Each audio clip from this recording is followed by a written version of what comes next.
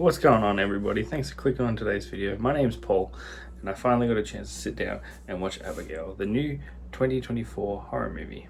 I just want to jump on here and review it for you beautiful people. Now, most likely we'll be getting into some spoilers here, so if you want to watch this movie, I highly recommend stop this video, go watch it, come back, and join me. With that said, leave a like down below, subscribe if you haven't, and let's get into it. Let go.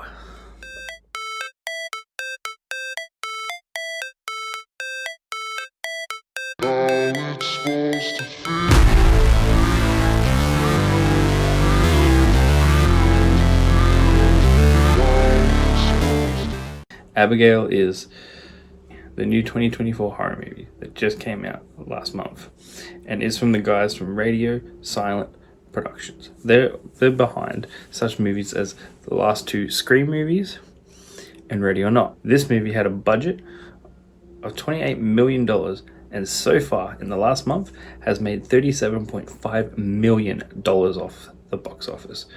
So I think that's a bit of a win. This movie follows somewhat criminals kidnapping a 12-year-old girl and taking her to a mansion and just have to babysit her for 24 hours. And then they'll be millionaires. But there's a catch, and they don't know that catch yet. But this little girl, she has out of this world powers. I love the big cast that we have for this movie. Like Angus Cloud, who did not get to see this movie as he passed away before this movie was released. Rest in peace, brother.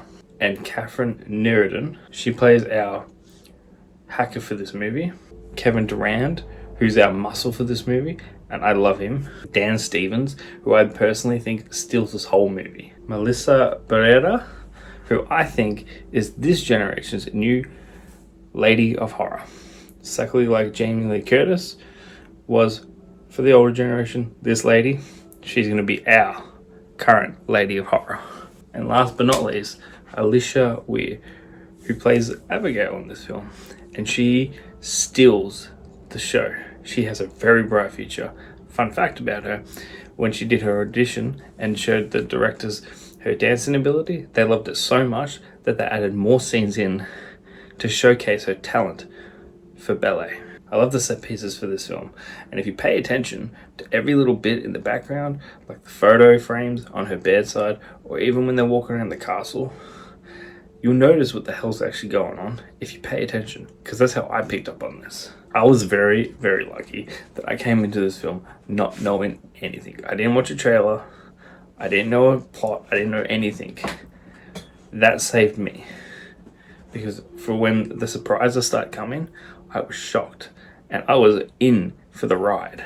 And I think if you don't know anything and you've made it here, I think you've spoiled it for yourself, because not knowing that the little girl's a vampire and not knowing that she set all this up just so she could hunt them, I was blown away. The only thing is, after a while, I started picking up on what was going to come, and the twist at the very end was kind of noticeable, but it was still fun. And with this being a horror movie, we need to talk about the kills.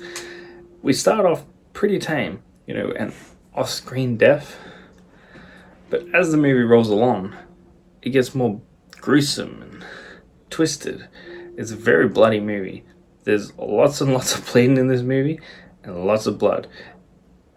By the end of it, there's just bodies imploding on themselves. I do like the bond that starts to build between our main character Joey and Abigail. By the end of it, they've got each other's backs, and I think that is amazing storytelling. Before everything's said, I think you should 100% go see it. I think you'll have an amazing time watching it. It's very hard to hate on this movie. But for now, I'm going to give this film an 8 out of 10. You tell me down below what you thought of this movie if you saw it. Don't forget to hit that subscribe button on your way out.